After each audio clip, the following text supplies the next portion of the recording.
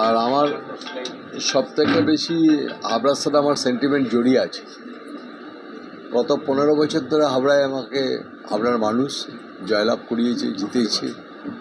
হাবড়ায় প্রচুর কাজ আমরা করেছি, কিন্তু আমি করিনি। এটা মাননীয় মুখ্যমন্ত্রী মমতা বন্দ্যোপাধ্যায়ের সাহায্য পেয়েছি বলেই কিন্তু এত কাজ করতে পেরেছি।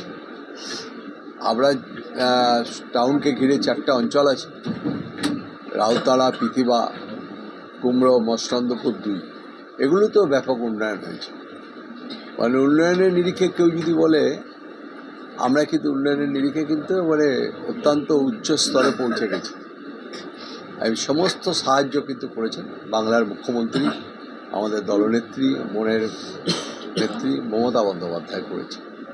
চতুর্থবারে জিতেছি। নিশ্চয়ই আমার সহযোগী দেখছেন যারা সবাই রয়েছেন, এরাই আমাকে জেতায়। এরা অক্লান্ত পরিশ্রম, এদের সারা বছর ধরে এরা পরিশ্রম করে, শুধু 1 বছর নয়, গত 5 বছর ধরে এদের অক্লান্ত পরিশ্রম এরা করেছে। এদের পরিশ্রমের ফলটা কিন্তু আমি পাই। কর্মীদের পরিশ্রমের ফল কিন্তু পায় জেতার প্রার্থী, এটা মনে রাখি। কর্মীরাই হলো শেষ কথা। নেতা বলে কেউ না, আমি নেতা নই, কিন্তু আমি কিন্তু একটা কর্মী।